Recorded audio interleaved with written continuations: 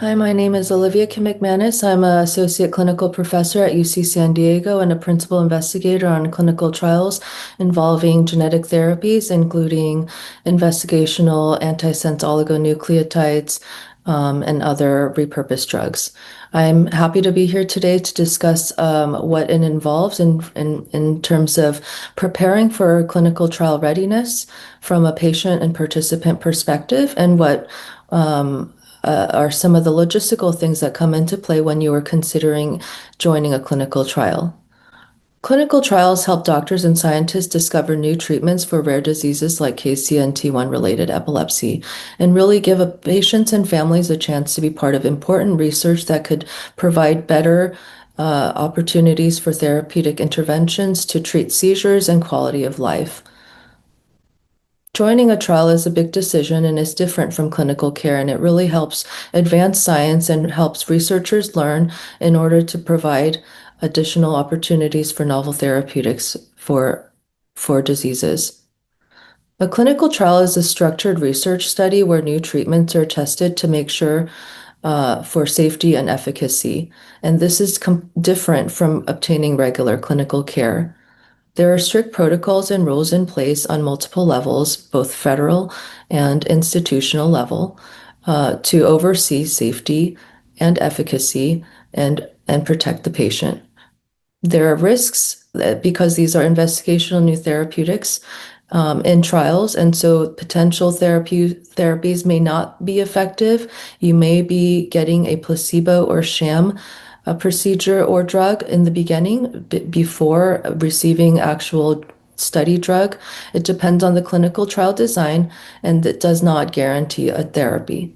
But these are clinical trials that enable opportunities for us to be able to bring forward and investigate potential therapeutics for genetic diagnoses like KCNT1, in which there's no targeted therapeutics.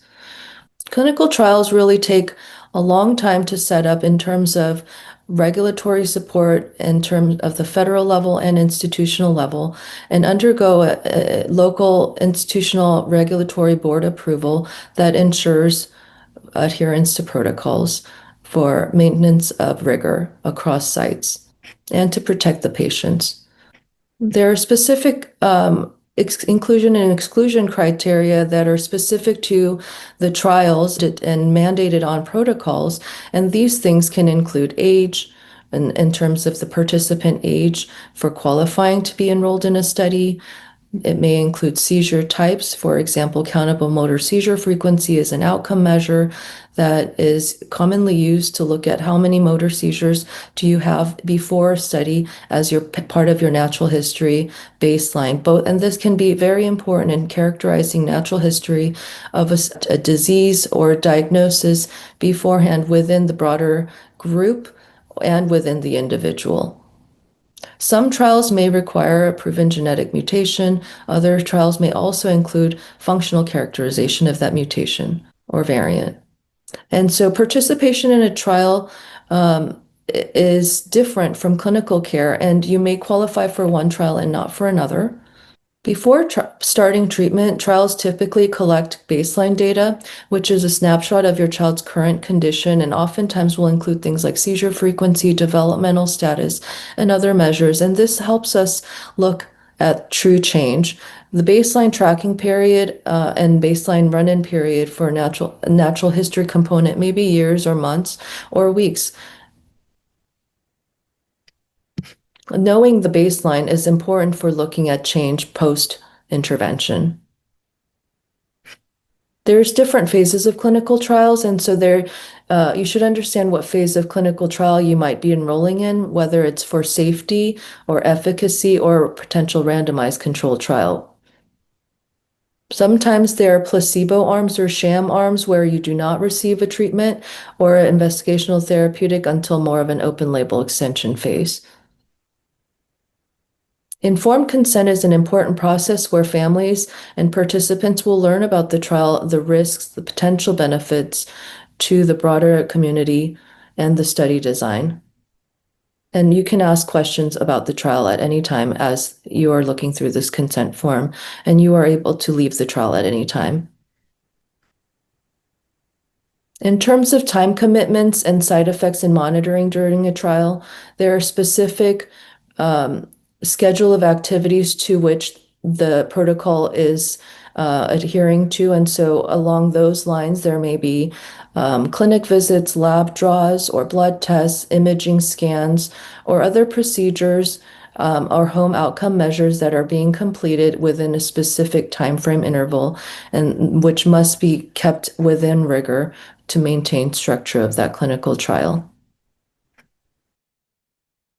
At the end of a trial, some participants may continue treatment through open label extension,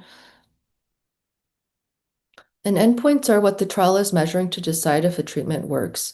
In neurological and epilepsy trials, the main endpoints may include countable motor seizures, for example, generalized tonic-clonic or focal motor, and may exclude seizures that are not countable motor seizures. Developmental progress or change is assessed also over time, and that can include different types of outcome measures, both in terms of parent-reported scales or formal neuropsychological assessments.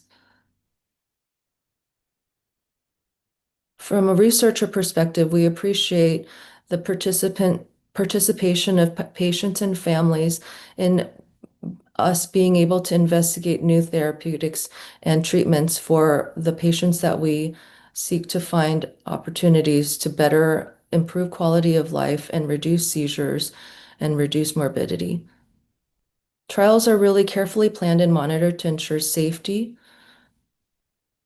and participation is a choice. It's important to understand eligibility and risks and what is expected.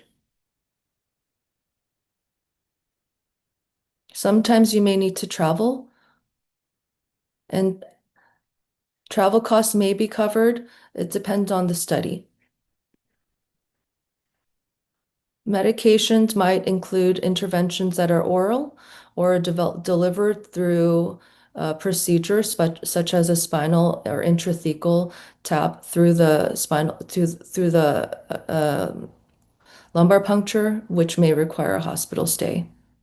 There are also device studies involving evaluating medical devices, and so trial setup might vary depending on the goals of that study.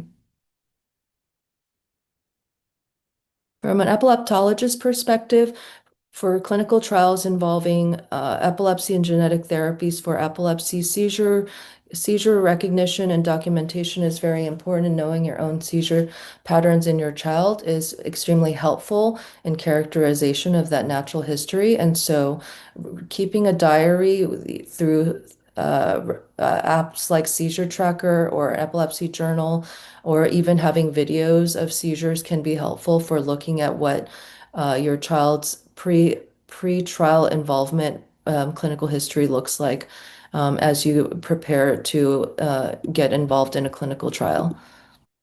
As a principal investigator who is managing these kinds of genetic therapy clinical trials, there's lots of nuances and challenges and excitement that goes around potential novel therapeutics.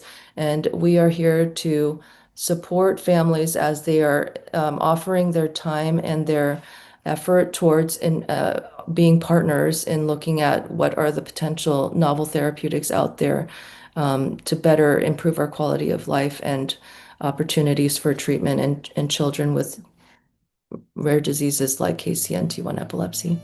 Thank you.